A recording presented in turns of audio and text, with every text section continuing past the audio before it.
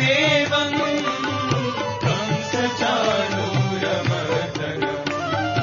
देवकी परमानन्दं कृष्णं वन्दे जगद्गुरुं देवकी परमानन्दं कृष्णं वन्दे जगद्गुरुम्.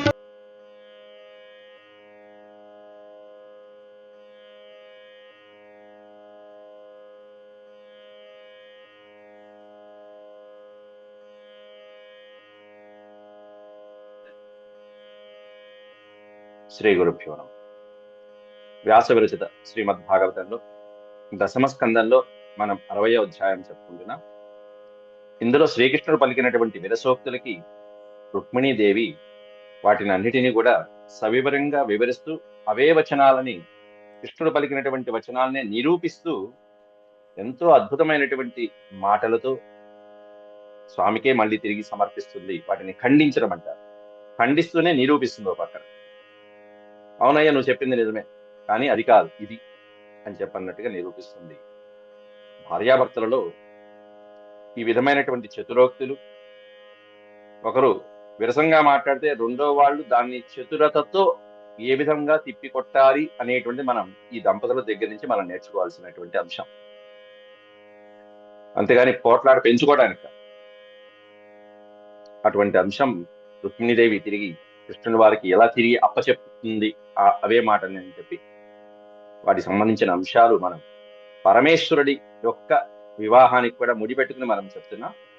ముందుగా దైవస్తుతి చేసుకుని మనం నేటి పాఠంలోకి వెళ్దాం.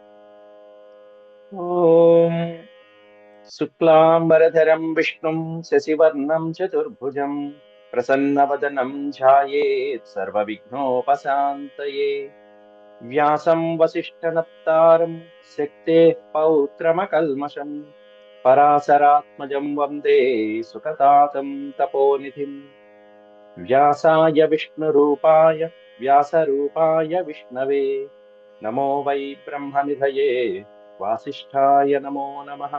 నారాయణం నమస్కృత్య నరం చైవ నరోత్తమం దేవీం సరస్వతీం వ్యాసం తతో జయముదీరయేత్.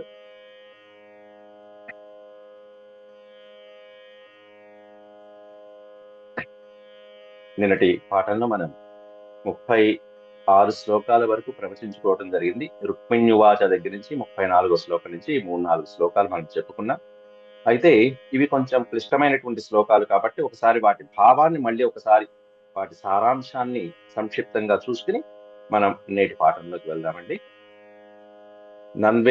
నన్వేవమేత అరవిందలోచన, ఈ శ్లోకం యొక్క అర్థం ఏమిటి, ఆ శ్లోకం ఎందుకు ఉపయోగించింది రుక్మిణీదేవి అని చెప్పి మనం చెప్పుకుంటే, నేను నీకు తగినటువంటి వాడిని కాదు అని చెప్పి ఏ విధంగా అయితే శ్రీ కృష్ణ పరమాత్ముడు గుణాల గురించి కూడా మాట్లాడాడు, నేను ఎటువంటి గుణాలు లేనటువంటి వాడిని పలికాడు, వాటిని ఖండిస్తూ రుక్మిణీదేవి చెప్పినటువంటి మాట. అవునయ్యా నువ్వు చెప్పింది నిజమే, ముమ్మాటికి నిజమే, నీకు నేను ఏ విధంగా నువ్వు తగినటువంటి దానను కాదు, నువ్వెక్కడ నేనెక్కడ, నిజంగానే నీ గుణాలు అద్భుతమైనటువంటి గుణాలు కదా. ఎందుకంటే త్రిమూర్తులైనటువంటి బ్రహ్మ విష్ణు మహేశ్వరుడికి నీవు అధిపతి అయినటువంటి వాడివి. నన్ను గుణాలకి నువ్వేమన్నా గుణ అతీతుడివి, నేనేమన్నా గుణాలకి కలిగినటువంటి గుణాలతో కూడినటువంటి ప్రకృతి ఏదైతే ఉంటుందో ఆ ప్రకృతి చేత ఆరాధించబడేటువంటి ఒక సామాన్య స్త్రీని నేను. కాబట్టి నువ్వు నిజంగా పరమాత్ముడి గుణానికి అతీతుడు అయినటువంటి వాడివి అని చెప్పి, అంటే ప్రకృతి గుణాల చేత ఆశ్రయించినటువంటి అగ్నులైనటువంటి అల్పులైనటువంటి వాళ్ళే నన్ను ఆరాధిస్తారు కదా అంటూ తనకి తాను తక్కువ చేసుకుని పరమాత్ముడిని ఎక్కువ చేసి ఆయన్ని పరమాత్ముడిగా నిరూపించింది మొదటి శ్లోకం. రెండో శ్లోకంలో నేను సముద్రంలో దాక్కున్నాను అని చెప్పినటువంటి మాట ఏదైతే ఉంటుందో, బలవంతులతో విరోధం పెట్టుకుంటాను, సముద్రంలో దాక్కున్నాను, జరాసుందరికి భయపడి అనేటువంటి కృష్ణుడు పలికినటువంటి మాటల్ని ఖండిస్తూ రుక్మిణీదేవి అవునయ్యా అంటూ, ఆ సముద్రం అంటే ఏమిటి, ఆ సముద్రము అంటే ఆవిడ చెప్పినటువంటి మాట అద్భుతమైనటువంటి మాట. ఇంద్రియాలు అంతఃకరణాలు మొదలైనటువంటివి ఏవైతే ఉంటే వాటిని తీసుకొచ్చింది. నిజమేనయ్యా, ఈ త్రిగుణములు అనేటువంటి వాటి చేత ఆ రాజులకి భయపడి ఇంద్రియములు మొదలైనటువంటి వాటి ఏ విధంగా అయితే విషయాల పట్ల ఆసక్తి చూపిస్తూ ఉంటాయో వాటికి లొంగకుండా నువ్వు ప్రతి ప్రాణి యొక్క అంతఃకుహరంలో, అంతర్హృదయంలో నువ్వు దాక్కున్నావు. ఎందుకంటే సముద్రము గాంభీర్యం అయినటువంటిది సముద్రం. దాని లోతు ఎంతో మనం చెప్పలేము. అట్లాగే మానవుడి యొక్క దేహంలో సముద్రం వంటి గాంభీర్యమైనటువంటి మనస్సు, ఆ హృదయ కుహరాలలో నువ్వు దాక్కున్నావయ్యా. దేనికి భయపడి? ఇదిగో ఈ ఇంద్రియ సుఖాలు, విషయ భోగాలు, లౌకిక వ్యవహారాలకి, అవి వాటికి భయపడి నువ్వు ఇట్లా వచ్చి కూర్చున్నావు. నేను ఇదిగో ఈ దుష్టమైనటువంటి రాజుల శత్రుభావంతో నేనున్నాను అని చెప్పి, అంతేకాకుండా నేను శత్రురాజు నుంచి తప్పించుకున్నానని నువ్వు అన్నావు, చూసావా? అట్లాంటి ఆ శత్రురాజులు ఎవరో కాదు, ఇదిగో ఈ ఇంద్రియాలే శత్రువులు అని చెప్పి కూడా చెప్పు. అట్లా 2వ శ్లోకంలో చెప్తూ 36వ శ్లోకంలోకి వచ్చేటప్పటికీ ఈ ఆచారము, ఎటువంటి శాస్త్రజ్ఞానం లేనటువంటి వాడిని నా మార్గం ఎవరూ తెలుసుకోలేరు అంటూ శ్రీకృష్ణ పరమాత్ముడు పలికినటువంటి మాటని ఖండించేసి, అవును నిజమేనయ్యా, నీ మార్గం ఎవరు తెలుసుకోగలరు చెప్పు? నీ మార్గం కాదు, నిన్ను అనుసరించినటువంటి భక్తుల యొక్క మార్గమే సామాన్యులు తెలుసుకోలేరు, ఇంకా నీ మార్గం ఎక్కడ తెలుసుకుంటారయ్యా? ఎందుకంటే నీ పాదాలని ఆశ్రయించినటువంటి భక్తులు ఎట్లాంటి వాళ్ళు? విషయాల పట్ల అనాసక్తితో ఉంటారు. విషయేంద్రియాల పట్ల, విషయ సుఖాల పట్ల ఏమాత్రము వ్యామోహం లేనటువంటి వాళ్ళై ఉన్నటువంటి ఈ భక్తులు ఉంటారు, చూసావా? ధ్రువుడు గాని, నారదుడు గాని, ప్రహ్లాదుడు గాని, ఇట్లాంటి పరమభక్తులైనటువంటి వాళ్ళ మార్గాన్ని మేము తెలుసుకోలేము, ఇంకా నీ మార్గం ఎక్కడ తెలుసుకుంటామయ్యా మహానుభావ అంటూ వాదించింది. అట్లా పరమాత్ముడి యొక్క మాటల్ని పరమాత్ముడికి అప్పజెప్పేసింది. నిజమే, నువ్వు చెప్పినవన్నీ చెప్పినవి నిజమే, నిజమే, నిజమే. తర్వాత శ్లోకంలో నిష్కించనో నను భవాన్ నయతోస్తి కించిత్ యస్మై బలిం బలిభుజోపి హరంచ జాజ్యా నత్వా విదంత్యసుతృప్తో అసుతృపోంతకమాధ్యతాంధా ప్రేష్ఠో భవాన్ బలిభుజామపి తేపి తుభ్యం. నిష్కించన అనే పదం ఏమీ లేనటువంటి వాణ్ణి, పేదవాణ్ణి అని అర్థం. కించిత్ న ఇది నిష్కించన, నిస్ నిర్ అనేటువంటి ఉపసర్గలు ఉంటారు. కించిత్ కూడా లేనటువంటి వాణ్ణి నేను, ఏమాత్రము లేనటువంటి వాణ్ణి, అటువంటి పేదవాణ్ణి అని నువ్వు చెప్పావే. నిష్కించనో ననుభవాన్ న యతోస్తి కించిత్, నా యతః అస్తి కించిత్ అనే పదంలో నీకంటే భిన్నమైనటువంటిది ఈ సృష్టిలో లేనే లేదు మహానుభావ. అంటే అంతటా నీవే ఉన్నావు. అంతటా నీవే ఉన్నప్పుడు నేనేమీ లేనటువంటి వాడిని అని ఎలా చెప్తావు?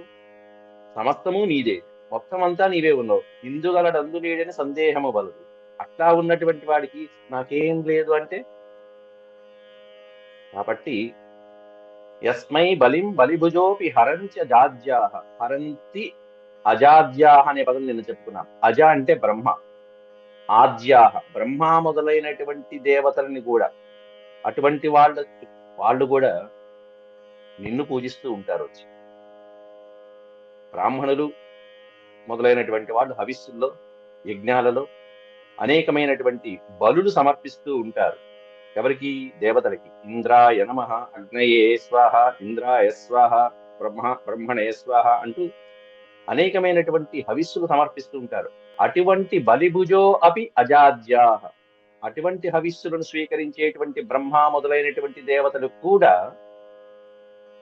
అటువంటి వాళ్ళు కూడా నిన్ను పూజిస్తూ ఉంటారు. అస్మై బలిం, ఇక్కడ బలి అనే శబ్దానికి అర్థం పూజించబడతాను. అటువంటి పరం ఆత్మలు, దేవాది దేవతల చేత కూడా నువ్వు పూజించబడుతూ ఉన్నావు. నత్వా విదంత్య సుతృపో అంతకమాఢ్యతాంధా అన్నారు. ఇక్కడ అసుతృప అనే పదానికి అర్థం ఇంద్రియాల యొక్క తృప్తి. అసుతృప అనే పదం అంటే ఇంద్రియాల చేత తృప్తి పొందకుండా, ఇంద్రియాల యొక్క భోగానికి అలవాటు పడిపోయి, భోగ సుఖాలలో, సంసార సుఖాలకు అలవాటు పడిపోయి నిత్యము అలా అలవాటు పడిపోయిన వాడు ఆఢ్యతాంధా. ఆఢ్యము అంటే ఐశ్వర్యం. ఐశ్వర్యమదాంధకారులైనటువంటి వాళ్ళు గాని, ఇంద్రియాలకి లోనైపోయి బానిసలైపోయినటువంటి వాళ్ళు గాని నత్వా విదంతి, త్వాం న విదంతి. విదంతి అంటే తెలుసుకోనుట. న విదంతి, అట్లాంటి వాళ్ళు నిన్ను గ్రహించలేరు స్వామి. నీ శక్తి అట్లాంటి వాళ్ళకి తెలియదు. ఎందుకు ఇదంతా చెప్తున్నది? నీకంటే భిన్నమైంది లేదు. ఎందుకు స్వామి ఏమన్నారు? నన్ను ఎవరు తెలుసుకోలేరు అన్నాడు కదా. ఎవరు నన్ను అర్థం చేసుకోలేరు, ఎవరికి నేను అర్థం కాను అన్నాడు కదా. నిజమేనయ్యా, నువ్వు ఎవరికి అర్థం కాదు. ఎవరికి అర్థం కాదు? ఇదిగో, ధనమదంతో అంధకారుడైపోయినటువంటి వాళ్ళకి, ఇంద్రియ లోలుపంతో ఉన్నటువంటి వాళ్ళకి నువ్వు నిజంగానే అర్థం కావు. వాళ్ళు నిన్ను తెలుసుకోలేరు. అయితే నీవు ఎవరి పట్ల ఆనందంగా ఉంటావు అంటే ప్రేష్ఠో భవాన్. ప్రేష్ఠ అనే పదానికి అర్థం ప్రియుడవు అని అర్థం. ప్రేష్ఠ చాలా సార్లు వచ్చింది మనకి గోపిక క్రీడల్లో. ప్రేష్ఠో భవాన్, భవాన్ ప్రేష్ఠ, నువ్వు అత్యంత ప్రియుడివి. ఎవరికి? బలిభుజామపి తేపి తుభ్యం. పైన చెప్పారే బలిభుజామని, అంటే హవిస్సులు స్వీకరించేటువంటి ఆ దేవతలు ఎవరైతే బ్రహ్మాది దేవతలు ఉంటారో, నిన్నే ఆరాధించేటువంటి, నిన్నే పరమాత్ముడిగా భావించేటువంటి పరమ భక్తులైనటువంటి వాళ్ళ పట్ల నువ్వు శ్రేష్ఠ, నువ్వు ప్రియంగా ఉంటావు. వాళ్ళ పట్ల నువ్వు ప్రియంగా ఉంటావు. తేపి తుభ్యం, వాళ్ళ పట్ల నువ్వు ప్రియంగా ఉంటావు, నీకు కూడా వాళ్ళంటే బాగా ఇష్టం. నువ్వు ప్రియంగా ఉంటావు, వాళ్ళకి నువ్వంటే బాగా ఇష్టం. అది రెండు పదాలు. అంటే బ్రహ్మాది దేవతలకి కూడా నువ్వు ప్రియుడివి, అంతేకాకుండా వాళ్ళు కూడా నీకు అత్యంత ప్రియతములు, నీకు అత్యంత ఇష్టమైనటువంటి వాళ్ళు, సన్నిహితులైనటువంటి. పైగా వాళ్ళందరూ నీ నుంచి ఉద్భవించినటువంటి వాళ్ళే కదా, నీ ఆత్మస్వరూపులే కదా వాళ్ళందరూ కూడా అంటూ ఆ 4 శ్లోకాల్లో రుక్మిణీదేవి చక్కటి సమాధానం చెప్పింది. అయితే ఇక ఈడు జోడు అంటావా? ఈడు జోడు గాని, లేకపోతే నీతో సంబంధం తగినది కాదు అని శ్రీకృష్ణుడు పలికినటువంటి మాటకి, ఈ సంబంధం నాతో పెట్టుకున్న అనవసరంగా, ఇది తగినటువంటి సంబంధం కాదు కదా అని చెప్పి శ్రీకృష్ణుడు పలికినటువంటి మాటకి, త్వం వై నమస్త త్వం వై సమస్త పురుషార్థమయ ఫలాత్మ యద్వాంఛయా సుమతయో విసృజంతి కృత్స్నం తేషాం విభో సముచితో భవతః సమాజః పుంసస్త్రియాశ్చరతయోః సుఖ దుఃఖినోర్నా. త్వం వై సమస్త పురుషార్థమయ ఫలాత్మ. వై అంటే అర్థం ఖచ్చితంగా అని అర్థం. వై అనే పదానికి నీవు మాత్రమే అని. త్వం వై, ఇంకెవరు కాదు, ఎంతో మంది దేవతలు ఉన్నారు, వాళ్ళందరూ కాదు, నువ్వు మాత్రమే సమస్తమైనటువంటి పురుషార్థాలకి కూడా ఫలాత్ముడైనటువంటి వాడు, ఫలితాలను ఇచ్చేవాడివి, ఫలితాలు పుచ్చుకునేటువంటి వాడు, ఫలప్రదాత ఆయన. కర్మణ్యేవాధికారస్తే మా ఫలేషు కదాచన మా కర్మ ఫలహేతుర్భూర్ మాతే సంగోస్త్వ కర్మ. ఆ ఫలితం దేవుడిచ్చేటువంటి వాడు. ధర్మము సమస్త పురుషార్థం అంటే ధర్మార్థ కామ మోక్షాలు అనేటువంటి చతుర్విధ పురుషార్థాలకి కూడా ఆ ఫలితాల యొక్క ఆత్మస్వరూపుడివి నీవే. ఇచ్చేవాడివి నీవే, గ్రహించేవాడివి నీవే. ఇచ్చేవాడు, పుచ్చుకునేవాడు అన్ని ఆయన. అట్లా అన్ని నీ స్వరూపాలుగా ఉన్నప్పుడు యద్వాంఛయా సుమతయో విసృజంతి కృత్స్నం. ఇక్కడ సుమతయ, మతి అంటే బుద్ధి, సుమతయ అంటే సద్బుద్ధి కలిగినటువంటి వాళ్ళు, సదాచార సంపన్నులైనటువంటి వాళ్ళు ఇట్లాంటివి ఏవైతే చతుర్విధ పురుషార్థాలలో కావలసినవి మాత్రమే ఉంచుకుని అనవసరమైనటువంటివి, అశాశ్వతమైనవి వదిలిపెట్టేస్తూ ఉంటారు. ఇది సత్పురుషుల యొక్క లక్షణం. అట్లాంటి వాళ్ళు కృత్స్నం విసృజంతి. కృత్స్నం అంటే ఏం వదిలిపెడతారట? కృత్స్నం అంటే సమస్తమైనటువంటి సంసారమైనటువంటి సుఖాలు ఏవైతే ఉంటాయో వాటిన్నింటినీ విసృజంతి, కృత్స్నం వదిలిపెట్టేస్తారు. అంటే వాళ్ళ కోరికలు, సంసార కోరికలు, భవబంధాలు చిట్ట చివరికి వాళ్ళ యొక్క ఆత్మీయులైనటువంటి బంధువుల్ని కొడుకులతో పాటుగా, తల్లిదండ్రులతో పాటుగా వాళ్ళని చిట్ట చివరికి అవసరమైన సమయంలో వదిలిపెట్టేస్తారు. అలా వదిలిపెట్టినటువంటి వాళ్ళ సంగతి మళ్ళీ తర్వాత వేరే శ్లోకంలో వస్తుంది, మనం వివరించుకుంటాం. కాబట్టి యద్వాంఛయా సుమతయో విసృజంతి కృత్స్నం, అందరినీ వదిలిపెట్టేశారు. వదిలిపెట్టేసినటువంటి వాళ్ళు ఎవరైతే సుమతయ, బుద్ధిమంతులైనటువంటి వాడు, పుణ్యాత్ములైనటువంటి వాడు, వాళ్ళు సాధన చేసేవాడు, వాళ్ళు సిద్ధులైనటువంటి వాడు. అట్లాంటి వాళ్ళకి నువ్వు దక్కుతావు. అలాంటి వాళ్ళని నిన్ను పొందడానికి ఆస్కారం ఉంటుంది స్వామి అంటూ గృహస్థాశ్రమంలో ఎవరు విడిచిపెడతారు? వివేకవంతులైనటువంటి వాళ్ళు అలా నీతో సంబంధాన్ని కోరుకుంటారు, విషయ సుఖాలని విడిచిపెడుతూ ఉంటారు. తేషాం విభో సముచితో భవతః సమాజః. తేషాం వాళ్ళు ఈ విషయ సుఖాలని సంసార బంధాలని వదిలిపెట్టి సంబంధం ఎవరితో పెట్టుకుంటారు, ఎక్కువ సమయం ఎవరితో గడుపుతారు, ఎక్కువ ఆలోచన ఎవరితో ఉంటుంది వాళ్ళకి అంటే, విభో ఓ ప్రభు సముచితో భవత సమాజ, వాళ్ళకి ఇంకా వేరే దిక్కు లేదు, నీవే దిక్కు. భవత అంటే నీవే వాళ్ళకి ఈడు జోడు అన్నట్టుగా చెప్తుంది. అంటే వాళ్ళు భక్తులు, నీవు భగవంతుడి, వాళ్ళు సేవకులు నువ్వు యజమాని. కాబట్టి వాళ్ళల్లో సేవ్య సేవక భావం అనేటువంటిది మీ ఇద్దరి మధ్యలో అలా ప్రబలుతూ ఉంటుంది. తేషాం విభో, తేషాం అనే పదానికి ఇక్కడ అర్థం పైన చెప్పినటువంటి సద్బుద్ధి కలిగినటువంటి వాళ్ళు, విషయవాంఛల నుండి దూరం అయిపోయినటువంటి భక్తులు ఎవరైతే ఉంటారో వాళ్ళకి నీకు ఉన్నటువంటి సమాజము సంబంధం ఎట్లాంటిదంటే సముచితమైనటువంటి సంబంధం. సముచితమైనటువంటి ఎట్లాంటి సంబంధము అంటే సేవ్య సేవక భావం. ఒక సేవకుడు లాగా నిన్ను సేవిస్తూ నిరంతరము ఆ భక్తిలో గడుపుతూ గడుపుతూ గడుపుతూ చివరికి తనువుని వదిలిపెట్టి ఆత్మని నీలో లీనం చేసేదాకా వాళ్ళు అలా సాధన చేస్తూనే ఉంటారు. అటువంటి సిద్ధులకి నువ్వు దక్కుతావు. అంతేగాని ఈ సంసార బంధాల్లో కొట్టుకునేటువంటి సుఖాలు అనుభవించేటువంటి వాళ్ళకి నువ్వెక్కడ దొరుకుతావయ్యా? నిజమే, నువ్వు దొరకవు అని చెప్తూ వర్ణిస్తుంది. పుంసస్త్రియాశ్చ రతయో, పుంసస్త్రియాశ్చ రతయో, ఈ పురుషులు స్త్రీలు ఈ సంసారము ఆత్మీయులు భవబంధాల మధ్యలో ఆసక్తి కలిగేటువంటి వాడు. రతి అంటే ఆసక్తి. వాటి మీద సంసార సుఖాల మీద ఆ జంజాటాలలో ఆసక్తి చూపించేటువంటి వాళ్ళు సుఖ దుఃఖినో నా అనేటువంటి అక్షరం పెట్టారు. అటువంటి వాళ్ళకి నువ్వు మాత్రం లభించవు స్వామి. వాళ్ళతో నిన్ను పొందటానికి వాళ్ళు అర్హులు కానే కాదు. వాళ్ళు ఎంతసేపు సుఖమో దుఃఖమో ఈ లంపటాల్లో పడతారే తప్ప వాళ్ళు నిన్ను చేరుకోలేరు. ఎవరయ్యా అంటే ఈ సంసారం మీద వ్యామోహం ఉన్నటువంటి అట్లాంటి వాళ్ళు నిన్ను చేరుకోలేరు. ఎవరు చేరుకుంటారంటే నిరంతరము నీ నామ సంకీర్తనలతోనూ నీ పూజలతోనూ నీతో ఉండాలనేటువంటి వాంఛతో సమస్తాన్ని వదిలిపెట్టినటువంటి వాళ్ళని నిన్ను చేరుకోగలుగుతారు అని చెప్పింది. ఆ తర్వాత శ్లోకంలో ఏమమ్మా నువ్వు కనీసం నన్ను ఇష్టపడి చేసుకున్నావు బాగానే ఉంది, భరించావు బాగానే, కనీసం ఆలోచన చేసుకోక్కర్లేదా అన్నాడు శ్రీకృష్ణ పరమాత్మ. బ్రాహ్మణుడు పంపించేసావు, సందేశం పంపించేసావు, వచ్చాడు, నేను వచ్చి తీసుకెళ్ళా, సరే సరే. అలా వరించే ముందు, ప్రేమించే ముందు, సందేశం పంపించే ముందు కనీసం ఆలోచించకుండా చేశావే, ఈ విధంగా ఆలోచించకుండా వరించేశావు అని చెప్పి రుక్మిణీదేవత అన్న మాటకి ఈవిడ సమాధానం, బ్రహ్మేంద్రాదులకు కూడా వదిలిపెట్టి నిన్నే వరించానయ్యా. ఎందుకు అనుకున్నావు?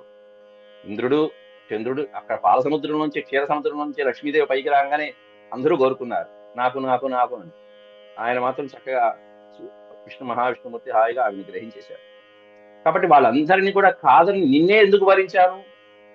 అట్లాంటి నన్ను ఆలోచించకుండా వరించానంటావా అంటుంది అక్కడ. అంటే కృష్ణ పరమాత్మ అన్నటువంటి మాటకి ఆలోచించకుండా నన్ను వరించావు రుక్మిణి, అసలు ఆలోచించుకోపోయినావు అన్నది కదా. దానికి ఏమంటున్నాడు ఇక్కడ అనేటువంటి చెప్తుంది. త్వం న్యస్తదండమునిభిః, ఇదేనా? త్వం న్యస్తదండమునిభిర్గదితానుభావ ఆత్మాత్మదశ్చ జగతామితి మే భృతోసి హిత్వా భవద్భ్రువ ఉదీరిత కాలవేగధ్వస్తాశిషోబ్జ భవ అబ్జభవ నాకపతీన్ కుతోన్యే. నాకపతీన్ అనే ఒక పదం, అబ్జభవ అనేటువంటి ఒక ముఖ్యమైనటువంటి పదం.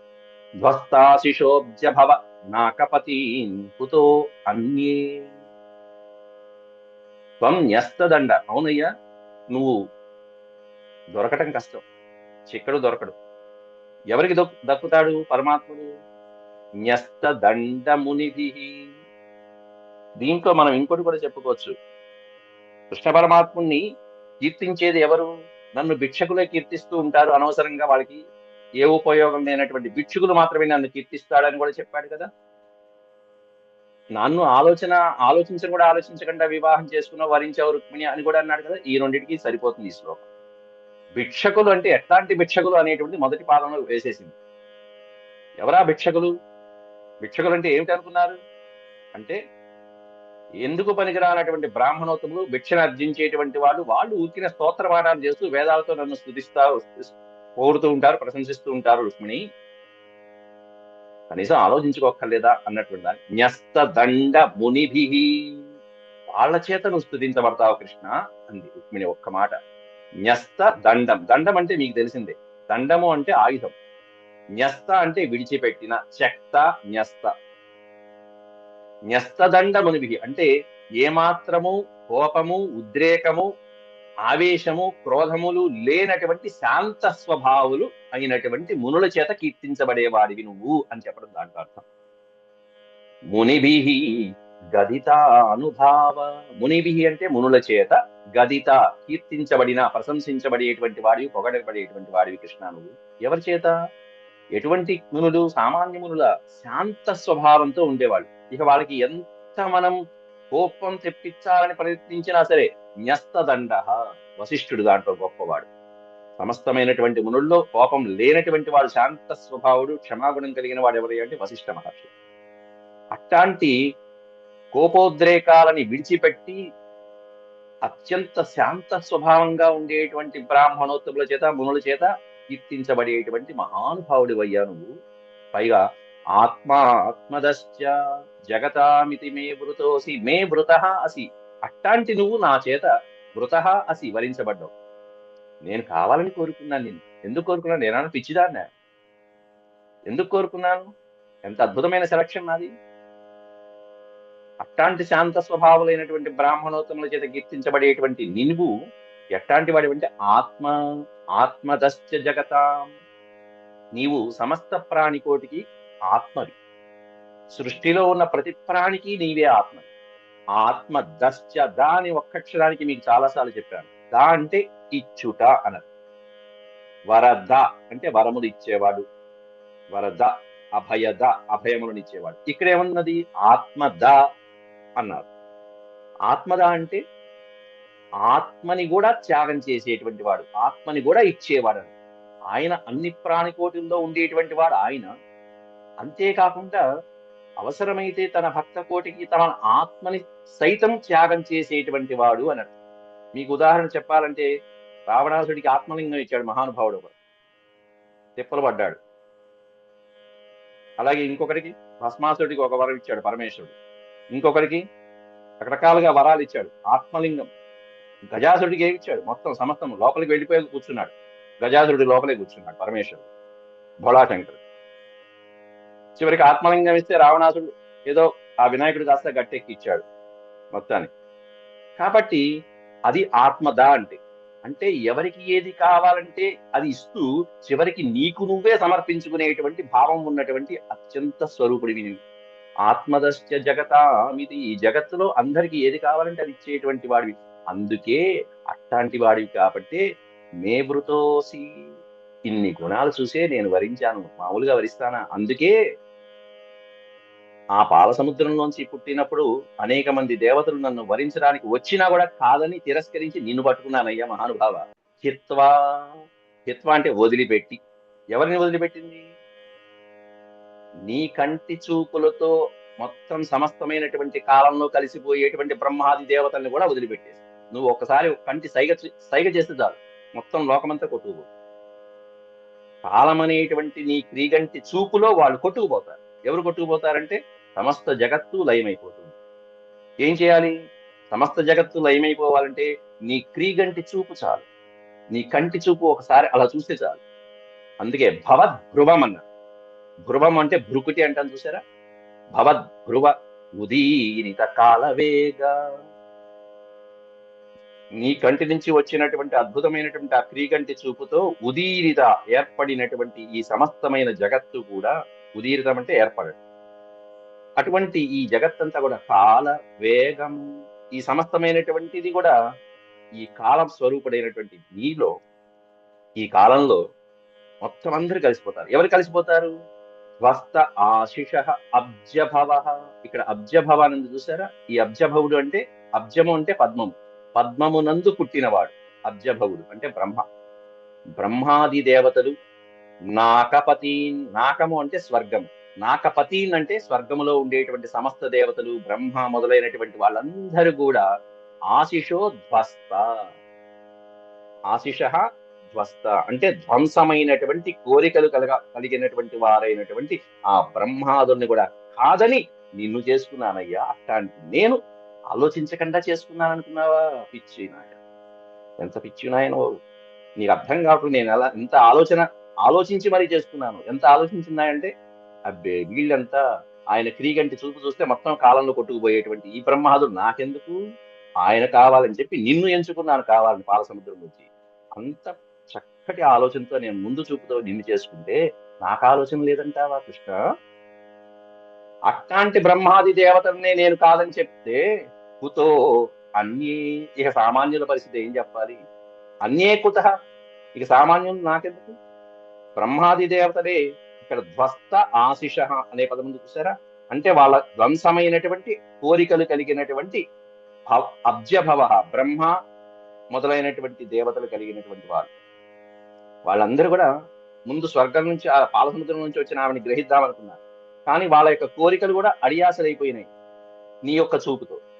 అట్లాంటి వాళ్ళే ఆ విధంగా కోరికలు తీర్చుకోలేకపోతే ఇంకా మిగతా సామాన్యమైనటువంటి వాళ్ళు ఏం చెప్పాలి? ఇక రాజులు మొదలైనటువంటి వాళ్ళు, ఎందుకంటే శిశుపాలుని చేసుకోవచ్చు కదా, జరాసంధుని చేసుకోవచ్చు కదా అన్నావు కదా, వీళ్ళందరూ ఒక లెక్క అని చెప్పి చక్కగా వర్ణించింది. నిన్న మనం వీటన్నిటిని కూడా చక్కగా అద్భుతంగా పరమేశ్వరుడితో మనం ఆ పార్వతీదేవి చెప్పిన సమాధానాలుగా మనం చెప్పుకున్నాం. ఎందుకంటే నేను ఏమీ లేనటువంటి వాడిని, దరిద్రుణ్ణి, పైగా విభూతి రాసుకుంటాడు ఆ శివుడు, అట్లాంటి వాడిని పెళ్లి చేసుకోవడం ఏమిటమ్మా అంటూ బ్రహ్మచారి వేషంలో పరమేశ్వరుడు పరీక్ష పెడుతూ ఉంటే పార్వతీదేవి చెప్తుంది, ఆయన విభూతి రాసుకున్నాడు, ఆయన వృషభం మీద ఉంటాడు అని చెప్పండి. ఎంత అద్భుతంగా రాస్తాడు కాళిదాసు. నీవు అట్లాంటి వాడిని వరించడం ఏమిటి? నువ్వు వివాహం అయిన తర్వాత నీ ఆలింగనం చేసుకుంటే నీ యొక్క సుగంధభరితమైనటువంటి కుంకుమ రేకులు మొదలైనటువంటివన్నీ ఆ శ్మశానంలో రాసుకున్నటువంటి బూడిదతో సంయోగం కలుగుతుంది. అసలు ఏమన్నా ఆలోచించావా? ఏమన్నా ఈడు చూడు బాగుందా అంటాడు బ్రహ్మచారిగా వచ్చి శివుడు. పెళ్ళైన తర్వాత ఇప్పటిదాకా ఏనుగంబారేల మీద ఎక్కి సంచారం చేసిన నువ్వు రేపు ఆ ముసలి ఎద్దుని ఎక్కాలి, ఏమన్నా బాగుందా ఈడు చూడు అంటాడు. వాటన్నిటికీ సమాధానం చెప్తూ, అవును బానే ఉంది, ముసలి ఎద్దుని ఎక్కినటువంటి వాడు అన్నావయ్యా అంటూ బ్రహ్మచారికి సమాధానం చెప్తూ, ముసలి ఎద్దునెక్కినటువంటి ఆ వృషభరాజుని సేవించడానికి పొద్దున్నే ప్రభాత వేళ ప్రదోష వేళలో ఐరావతాన్ని ఎక్కినటువంటి దేవేంద్రుడు మొదలైనటువంటి వాళ్ళే వచ్చి ఆయన పాదాల దగ్గర ఆయన నుంచి ఆ తాండవం చేస్తున్నప్పుడు రాలినటువంటి ఆ విభూతిని శిరస్సును ధరించి వాళ్ళ ఉద్యోగాలు కాపాడుకుంటున్నారు, వాళ్ళ స్థానాలు కాపాడుకుంటున్నారు, వాళ్ళు సిరి సంపదలతో ఊతూగుతున్నారు. అట్లాంటి ఐరావతం మీద వచ్చినటువంటి వాడే వృషభ వాహనాన్ని సేవిస్తుంటే ఇంకా నాకు ఐరావతాలు ఎందుకు, దానికంటే మించిన తాతలు ఎందుకు, వాసుగులు ఎందుకు, ఇవన్నీ అక్కర్లనా? ఏం కావాలంటే వృషభ వాహనుడే. అది కూడా అలాగే శ్మశానవాసి అనేది కూడా మనం చెప్పుకున్నాం. శ్మశానంలో ఆయన తప్ప ఇంకెవరు ఉండలేరు. ఇంద్రుణ్ణి ఉండమంటే ఉండలేడు, చంద్రుడిని ఉండమంటే శ్మశానంలో ఉండలేడు. సమస్త భూతాలని నిగ్రహించడం అంటే మాటలు అనుకున్నారా? ఆయన భూతనాథుడు కాబట్టి ఆయన నిగ్రహిస్తున్నాడు శ్మశానశాల. పైగా విభూతి అంటున్నారు, ఆ శ్మశానంలో కాలినటువంటి విభూతి అలా రాసుకున్నాడంటే అపవిత్రమైనటువంటి ఆ విభూతికి కూడా పవిత్రత చేకూర్చగలిగినటువంటి శక్తి ఆ భూతనాథుడికి ఒకడికే ఉంది. మనం అస్థికలు తీసుకెళ్లి గంగలో కలుపుతున్నాం, ఎందుకు కలుపుతున్నామండి? అట్లాగే ఆ విభూతి ఆ పరమాత్ముని చెంతకి చేరింది అంటే, ఆ భస్మం ఆ పరమాత్ముని చెంతకి చేరింది అంటే ఆ దేహము ఆ ఆత్మ పవిత్రమైపోవట్లా? ఇంతకంటే ఏముంది? అసలు మొట్టమొదటి చివరికి ఒక అద్భుతమైనటువంటి శ్లోకం వదులుతుంది పార్వతీదేవి. పరమాత్ముడు పరమేశ్వరుడు పరీక్షించడానికి ఒక మాట అంటాడు, అది సరే అంతా బానే ఉంది పార్వతి, అసలు ఆయన జన్మ ఏంటో తెలిసే నీకు అంటాడు. బ్రహ్మచారి వేషంలో వచ్చినటువంటి ఆ శివుడు పార్వతీదేవితో పరీక్ష, నీకు విషయం తెలుసా? మీ నాన్న హిమవంతుడు, మీ అమ్మ మేనకాది, బానే ఉంది. మరి నువ్వు కొలుస్తున్నటువంటి పరమేశ్వరుడికి ఎవరున్నారు చెప్పు? ఎవరు తండ్రి? పోనీ వాళ్ళ వంశం ఏంటి? 7 తరాలు చూడాలను. పోనీ 7 తరాలు వద్దు, ముందు ఒక తరం చెప్పు. అంటే పుట్టుక కూడా తెలియనటువంటి వాడిని నువ్వు పెళ్లి చేసుకుంటానంటావు. ఎక్కడ దొరికావమ్మా? ఏం తపస్సు చేస్తున్నావు? ఎక్కడ పుట్టాడు తెలియదు, ఎవరికి పుట్టాడు తెలియదు, అట్లాంటి భవము తెలియనటువంటి వాడు. అని చెప్పి వాదిస్తాడు. దానికి అద్భుతమైన సమాధానం చెప్తుంది. ఏమిటంటే అది వివక్షత దోషమపిచ్యుతాత్మన త్వయేకమీశం ప్రతి సాధుభాషితం. ఓ బ్రహ్మచారి, నువ్వెవడో నాకు తెలియదు కానీ అంటూ పార్వతి సమాధానం చెప్తుంది. ఇంతసేపు పరమేశ్వరుని నిందించి నిందించి చాలా తప్పుడు కూతలు కూశావు, కానీ ఇది మాత్రం సాధు భాషితం బాగా చెప్పావు అని. ఏమిటంటే ఆయన పుట్టుక తెలియదు అన్నావు, ఇది మంచిది, ఇది కరెక్ట్ చెప్పు, సత్యం చెప్పు. వివక్షతా దోషం అవి, ఇంతసేపు దోషమే చెప్పావు, ఇప్పుడు మాత్రం సాధు భాషితం చాలా బాగా చెప్పావు. ఎందుకనంటే ఆయన అలక్ష్య జన్మత అని చెప్పావే, ఆయన జన్మేంటో కూడా గుర్తించలేము, తెలుసుకోలేమని చెప్పేవి. అలక్ష్య జన్మత అనేది పుట్టుక తెలియనటువంటి వాడు శివుడు అని నువ్వు నిందించడం అనేటువంటిది మాత్రం ఆ ఒక్క మాట నిజమయ్యా. ఎందుకంటే ఆయన స్వయంభువుడు, స్వయంభువుడు తనకు తానుగా ఉద్భవించినటువంటి వాడు, స్వయం భవ, భవుడు పుట్టినటువంటి. అంటే బ్రహ్మాది దేవతలకి కూడా మూల కారణమని ఏ పరమాత్మని మనం స్తోత్రం చేస్తున్నామో అటువంటి బ్రహ్మాది దేవతలకి కూడా మూలకారకుడైనటువంటి అట్టి పరమేశ్వరుడి యొక్క జన్మ నీకు నాకేం తెలుస్తుంది, ఎవరికీ తెలియదు. కాబట్టి అలక్ష్య జన్మ ఇది మాత్రం సిద్ధం. అందుకే నేను వచ్చాను, అంత గొప్పవాడు కాబట్టి నేను పెళ్లి చేసుకోవాలి తపస్సు చేస్తున్నాను తెలుసా అంటుంది పార్వతీదేవి. అదే సినిమాలో కూడా ఉంటుంది, కాశీకి పోయాను రామాహరి అంటూ పాట పాడుతూ ఉంటే, ఆలు బిడ్డలు లేరు రామాహరి, నేను ఆత్మయోగినండి రామాహరి అంటే పక్క నుంచి నేను అందుకే వచ్చాను రామాహరి అంటుంది సార్. అట్లాగే పార్వతీదేవి కూడా అసలు ఆయన సంసారం ఎట్లాంటిదో తెలియదు, ఏమీ తెలియదు, నేను అందుకే వచ్చానయ్యా స్వామి అది తెలుసుకోవడానికి, అంత గొప్పవాడు కాబట్టి నేను పెళ్లి చేసుకోవడానికి వచ్చానయ్యా అంటూ పార్వతీదేవి కూడా చక్కగా సమాధానాలు చెప్తుంటుంది. కుమార సంభవం కావ్యంలో అతి రమ్యంగా వర్ణించారు అక్కడ. ఆ తర్వాత శ్లోకాలను కూడా 40వ శ్లోకం నుంచి మళ్ళీ రేపు ప్రవచించుకుందాం. జాఢ్యం వచస్తవ గదాగ్రజ ఎస్తు భూపాన్ అంటూ సమస్తమైనటువంటి గుణాలు వర్ణించినటువంటి వాడు. అంటే పరపురుషుడి యొక్క గుణాలు అనేటువంటి ఎంతో మంది గుణాలు గొప్పగా ఉంటాయి, నేను గుణరహితుణ్ణి అని కృష్ణుడు ఏవైతే మాట అన్నాడు అటువంటి వాటిని ఖండిస్తూ శ్రీకృష్ణ పరమాత్ముడు ఇది మాత్రం అజ్ఞానం అయ్యా, నీ అజ్ఞానం, నువ్వు చెప్పినటువంటి మాట తప్పు అని ఖండించినటువంటి శ్లోకం 40వ శ్లోకం. ఇప్పటిదాకానేమన్నా నువ్వు చెప్పింది నిజం నిజం ఉంది, జాఢ్యం వచస్తవ, నీ వచనాలు అజ్ఞానంతో కూడుకున్నవయ్యా కృష్ణ అన్నట్టుగా ఒక మాట చెప్పి దానికి నిరూపణ చేసుకుని 40వ శ్లోకంలో, అది రేపు చెప్తున్నాం. అంతవరకు సెలవు. ఓం శాంతి శాంతి శాంతి. యదక్షరవద భ్రష్టం మాత్రాహీనం చ యద్భవేత్ తత్సర్వం క్షమ్యతాం దేవనారాయణ నమోస్తుతే. సర్వం శ్రీకృష్ణార్పణమస్తు. హరి ఓం. నమస్తే.